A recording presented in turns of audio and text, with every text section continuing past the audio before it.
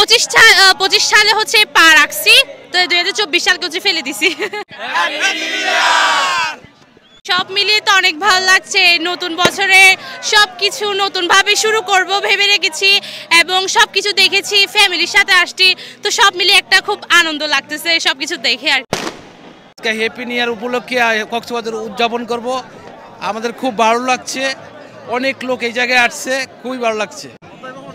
আমরা ময়মনসিংহ থেকে কক্সবাজারে আসছি, অনেক মানুষ ফানুস উড়াইতেছে, আতশবাজি করতেছে, দেখে খুব ভালো লাগে। অভিপ্রায় ছিল যে 31st নাইট কক্সবাজার সি বিচে কাটাবো, এটা পূর্ণ হয়েছে, ভালো লাগছে। আমার মেয়েদের অনেক দিনের প্রত্যাশা ছিল যে কক্সবাজার আসবো। মানে আমার জীবনের প্রথম কক্সবাজারে আসা, এই বয়সে আসলাম, আবার আমার জন্মদিন, আবার বাচ্চাদেরকেও নিয়ে আসতে পারছি, এই জন্য খুবই মানে 31st নাইটে খুবই ভালো লাগতেছে। আমি আজকে আতশবাজি দেখছি, তারপর বারবিকিউ পার্টি করছি।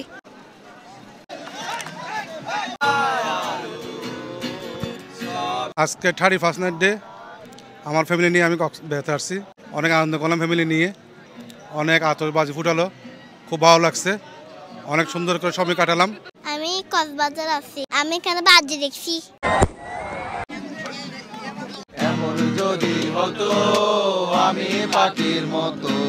আজকে এই তো অনেক মানুষগুলো আছে, ভালো লাগতেছে আর কি আজকে।